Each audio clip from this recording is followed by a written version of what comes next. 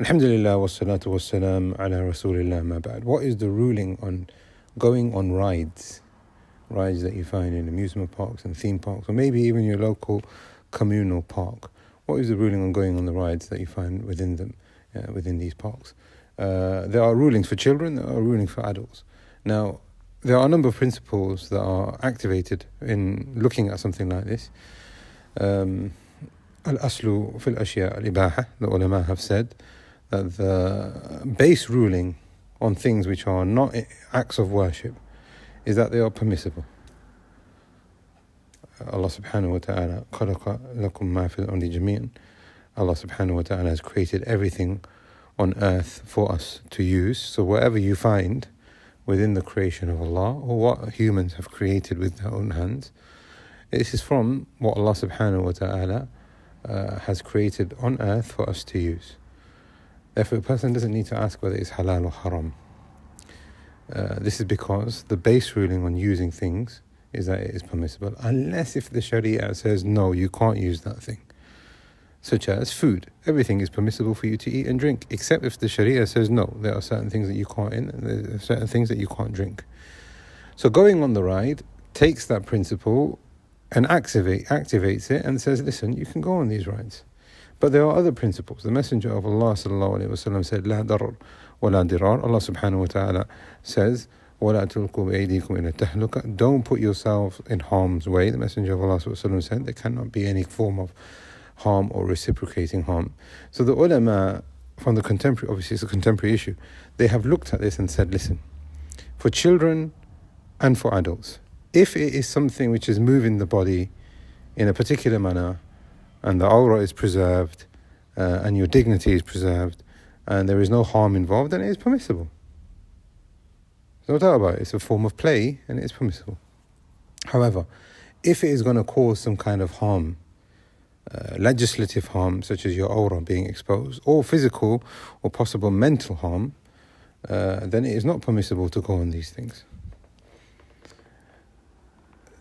That is the ruling for children, that is the ruling for adults. However, when it comes to adults, there is a particular ruling that the ulama have taken when it comes to games, when it comes to competitions. They have said that adults, it doesn't befit them to engage in activities which are targeted and befit little children.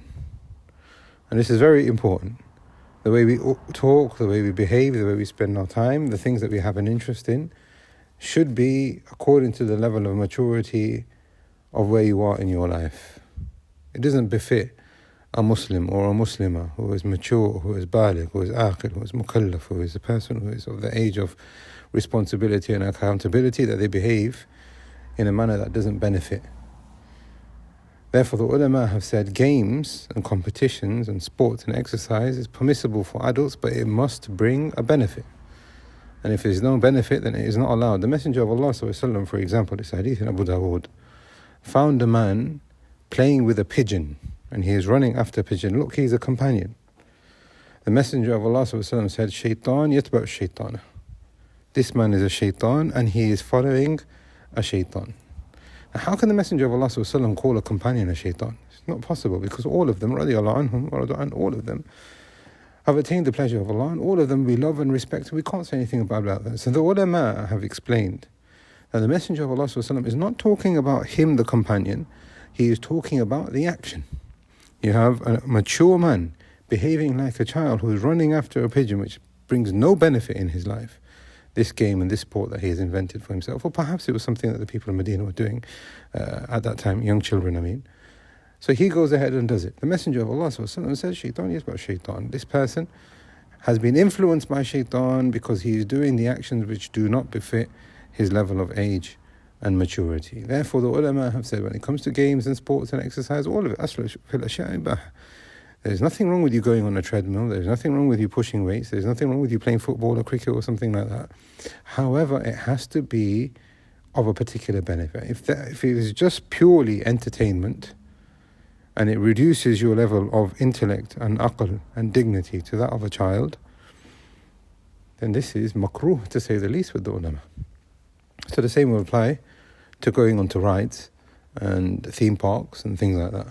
Obviously, if you are going on a ride with your child, you're taking them to a theme park and they're scared and you want to sit next to them, that's different, of course, because there is a benefit. But the adult engaging in that action from the offset to behave like a child, that's a different ruling.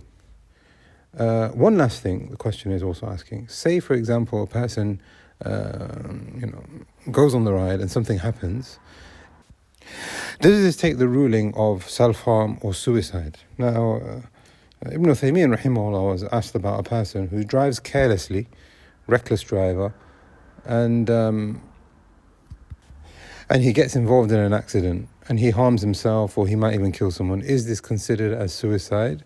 The Shaykh said, no, this is not suicide. Suicide is when a person intends to use an instrument to harm themselves on purpose, a direct harm. So he said the intention has to be there and the action has to be there, and that's how we can then govern that action with a particular ruling. And you will find this as a principle in all or most acts of the Sharia. Intention has to be there and the action has to follow through. However, some of the ulama, the contemporaries, I remember listening to Sheikh Abdul Aziz al-Sheikh, Grand Mufti of Saudi Arabia, he said, if a person is reckless and he is driving recklessly and he is not showing concern for other people and he knows what he is doing, then it is possible that person has committed suicide.